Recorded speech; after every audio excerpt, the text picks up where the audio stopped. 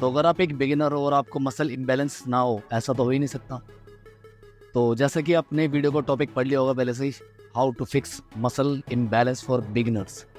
तो जो मेरे भाई नए नए जिम गए हैं, अभी फ़िलहाल नई नई ज्वाइनिंग है, 2-3 महीने हुए हैं, उनको मसल इम्बैलेंस हो रहा है। तो मसल इम्बैलेंस होता क्या है पहले तो बता देता हूँ कि कोई मसल छोटी, कोई मसल बड़ी, यानी कि किसी का एक बाइसेप छोटा आ रहा है, एक बड़ा आ रहा है।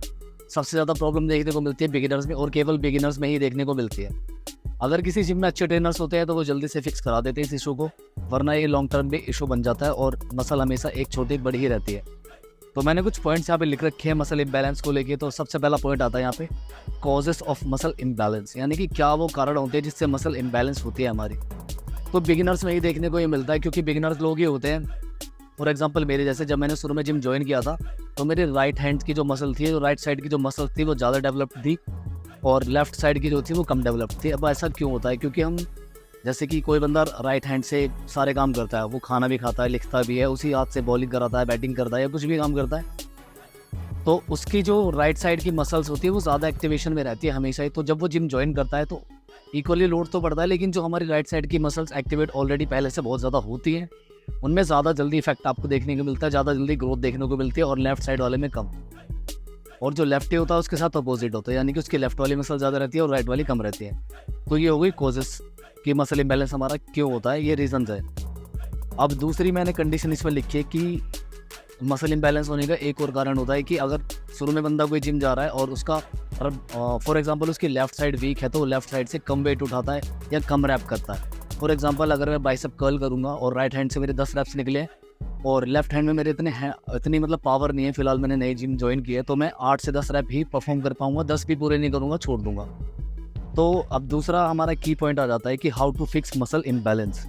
इसमें 2 स्टेप्स हैं, वैसे स्टेप्स तो इसमें 3-4 है, लेकिन मैं 2-3 स्टेप्स में ही कवर कर दूंगा। पहली स्टेप है, आपको जब भी रैप स्टार्ट करनी है किसी ऐसी एक्सरसाइज में जो यूनिलेटरल है, यानी एक हाथ से करने वाली है, फॉर एग्जांपल बाइसेप कर्ल हो गया या चेस्ट प्रेस हो गया डंबल से, तो आपको स्टार्टिंग रैप इसी वाले हाथ से करनी है, पहले हाथ से।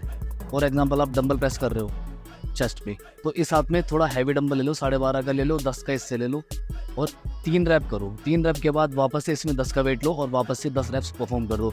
अगर आप बाइसेप कर्ल कर रहे हो तो इस हाथ से पहले स्टार्ट करो पहली रैप, उसके बाद इस रैप इस हाथ से, तो थोड़ा बहुत फिक्स तो आपका वहीं हो जाएगा।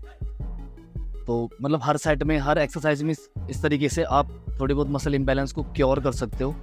फिर दूसरा स्टेप होता है कि जो भी साइड आपकी वीक है, जो साइड आपकी कम है, कम ग्रोथ है, उस साइड से आप ज़्यादा रैप्स परफॉर्म करो। तो जैसे इस हाथ से मैंने डंबल लिया, 10 रैप्स करे, इस हाथ से मेरे से 8 रैप्स ज़्यादा नहीं हो रही, पहली बात तो इस वाले हाथ से पहले परफॉर्म करो उल्टे हाथ से, और 10 की जगह कोशिश करो 11 रैप करो, भले ही आप वेट थोड़ा सा ड्रॉप कर दो। मान लो इस साइड से मैंने 5 kg लिया, मैं बिगिनर हूँ तो मैं ज़्यादा वेट तो लूँगा नहीं, 5 kg से लिया 10 रैप्स, इस साइड से मेरा 5 kg से 8 ही रैप हो पा रहे हैं, तो मैं 5 kg ड्रॉप करके 3-4 रैप और फालतू कर दूँगा इससे। इस तरीके से कितना ही सिंपल तरीके से हम मसल इम्बैलेंस को फिक्स कर सकते हैं। अब जिस जिम में अच्छे ट्रेनर्स होते हैं वो जानते हैं इस प्रॉब्लम को। ऑलमोस्ट हर व्यक्ति में, हर पर्सन में, जो जिम गोअर्स होते हैं न्यू उनमें देखने को मिलती है ये प्रॉब्लम। फिर एक तीसरा और बहुत ही आसान सोल्यूशन बता रहा हूँ, जो कि कोई भी नहीं बताएगा, जिम में कोई बताता ही नहीं है, किसी को पता ही नहीं है। मेरे को जिम जाते जाते 7 से 8 साल हो चुके हैं और इन दिनों में मतलब काफ़ी ज़्यादा नॉलेज में गेन कर चुका हूँ अब तक की। तो बता रहा हूँ मैं, जो एक एक्स्ट्रा की पॉइंट मैं आपको बताना चाह रहा हूँ कि आप ना एक हाथ से एक्स्ट्रा सेट मारो। मान लो अब सारे में मैं बारबल कर्ल या डंबल कर्ल का एग्जांपल ले रहा हूँ, मैं शोल्डर प्रेस का एग्जांपल लेता हूँ इस बार। इस हाथ से आप कर रहे हो, डंबल प्रेस कर रहे हो, एक हाथ आपने यहाँ रखा, इस हाथ से पहले 10 रैप्स कर लिए, फिर इस हाथ से 10 रैप। अब जब दोबारा करोगे ना, इस हाथ से एक सेट एक्स्ट्रा कर लो। तो एक हाथ से एक सेट एक्स्ट्रा मारने का बता रहा हूँ क्या है रीज़न, कि आपकी जो भी साइड कमज़ोर है उससे ज़्यादा रैप मारोगे या ज़्यादा एक साइड ज़्यादा करोगे तो आपका मसल इम्बैलेंस बहुत जल्दी ठीक हो जाएगा। नॉर्मली जो 2 मैंने स्टेप्स पहले बताए उसमें आपको 1 से 2 महीने में मसल इम्बैलेंस रिड्यूस हो जाएगा पूरी तरीके से। और जो मैं तीसरा स्टेप अब बता रहा हूँ कि एक हाथ से पूरा एक्स्ट्रा ही मारो, उससे आपका 2-3 हफ्तों में पूरी तरीके से मसल इम्बैलेंस ठीक हो जाएगा, आपकी स्ट्रेंथ भी इक्वल हो जाएगी दोनों हाथों में।